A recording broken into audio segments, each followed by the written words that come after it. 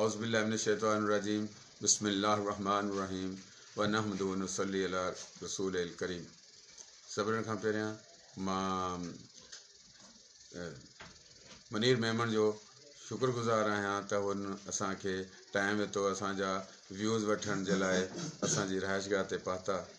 मां चौधरी मोहम्मद तारिक जट advocate ward number 3 मां general councillor town committee Mehrabpur मां पंहिंजो उम्मीदवार आहियां त जंहिंमें मां इंशाअल्लाह पंहिंजे आवाम जी बहितरी जे लाइ पंहिंजे इलाइक़े जे वार्ड में कहिड़ा कहिड़ा बुनियादी मसइला आहिनि?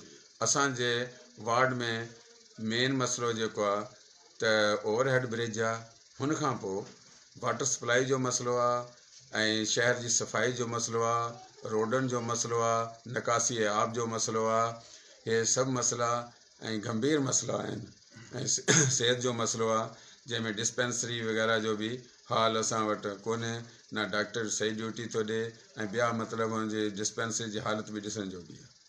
तव्हां अवाम खे कहिड़ो प्रोग्राम ॾियण था चाहियो?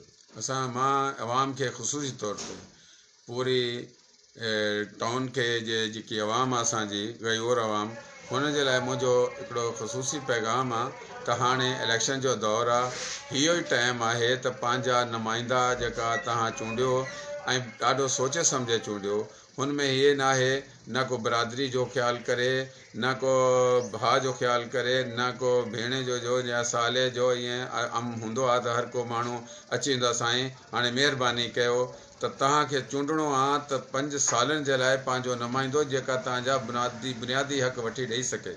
हिन जे करे पढ़ियो लिखियो जेको तव्हां पंहिंजो नुमाइंदो चूंडियो त पढ़ियो लिखियो चूंडियो ऐं हो चूंडियो त जेको न कयो, जीअं चवंदा आहिनि त न ड्रिजण वारो हुजे, न झुकण वारो हुजे, न विकामण वारो हुजे।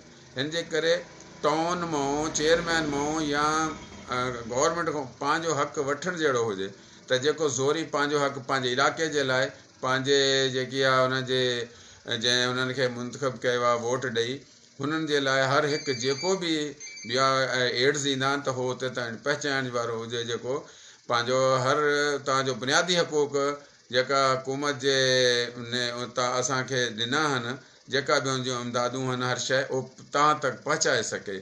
हू चूंडियो त जेका करप्ट न हुजनि, जंहिं ते कोई इल्ज़ाम न हुजे।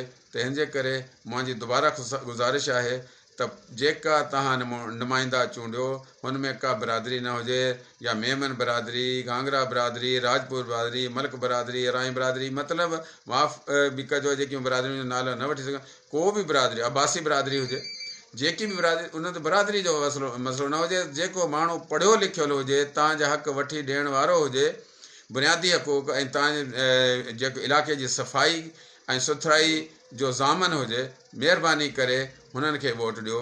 इनशा अल्लाह मां जेके उमेदु आहे त असांजी जेकी आहे शहर जी बाशूर अवाम हिन मुंहिंजी जेकी गुज़ारिश आहे, अपील आहे, हुन ते गौर कंदा।